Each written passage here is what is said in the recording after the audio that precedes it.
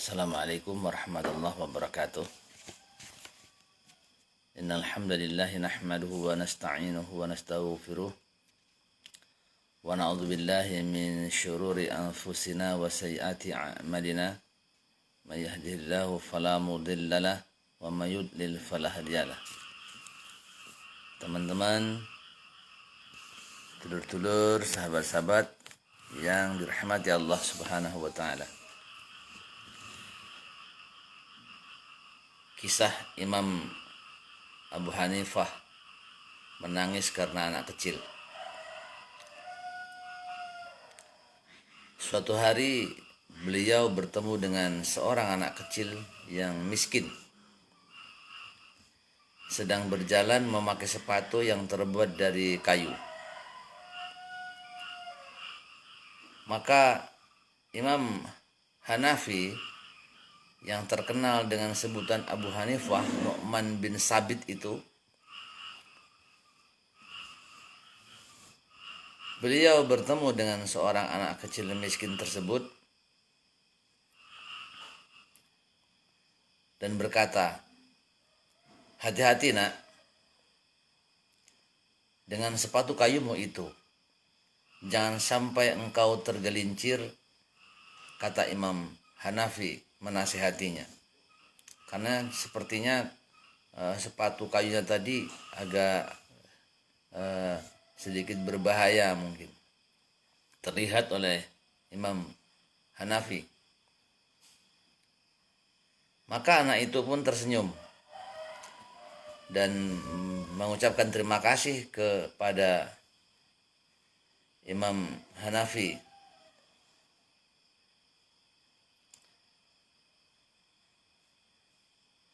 Kemudian anak tersebut bertanya kepada Imam Abu Hanifah, "Siapakah namamu?" "Nu'man," kata Imam Hanafi. Jadi tuanlah yang selama ini terkenal dengan gelar Al-Imam Al-A'zam atau Imam Agung itu. Jawab sang bocah, atau jawab anak kecil tadi. "Nak," kata Imam Hanafi, "bukan aku yang menyematkan gelar itu, melainkan masyarakat yang berprasangka baik dan menggelar itu kepadaku," kata Imam Hanafi. "Wahai sang imam," kata anak kecil tadi, "hati-hati dengan gelarmu itu. Jangan sampai Tuhan tergelincir ke neraka gara-gara dia. Sepatu kayuku ini mungkin hanya menggelincirkan aku di dunia, tapi gelarmu itu dapat menjerumuskanmu ke kubangan api yang kekal jika kesombongan dan keangkuhan menyertainya," kata anak kecil yang memakai sepatu kayu tersebut. Imam Hanafi pun menangis. Beliau merasa bersyukur masih ada yang mengingatkannya. Bahkan tidak disangka-sangka peringatan itu datang dari lidahnya seorang anak kecil yang masih polos.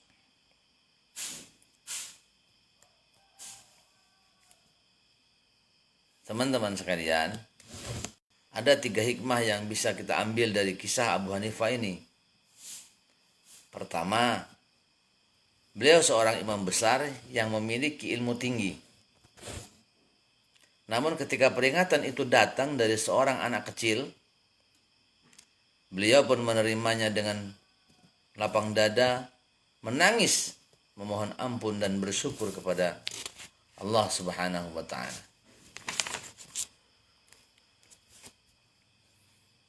Karena telah diperingatkan melalui lidah si anak kecil. Lantas beliau pun tidak memarahi si anak tersebut dan juga tidak merasa gengsi. Beliau tetap rendah hati, justru beliau tersungkur menangis karena apa yang dikatakan anak kecil itu benar adanya. Begitulah lapang dadanya seorang imam besar. Hikmah yang kedua adalah terkait dengan gelar yang disandangnya.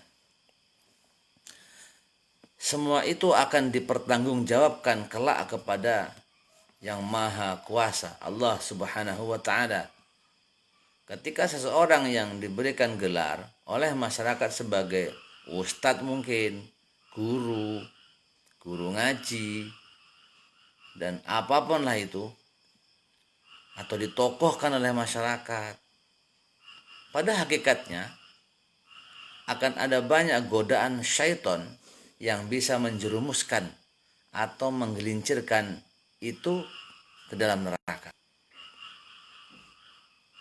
Godaan tersebut bisa berbentuk halus, tidak terlihat, seperti mungkin rasa sombong atau takjub pada diri sendiri, ujub, merasa mungkin sudah paling hebat, paling benar, dituakan, merasa seperti itu.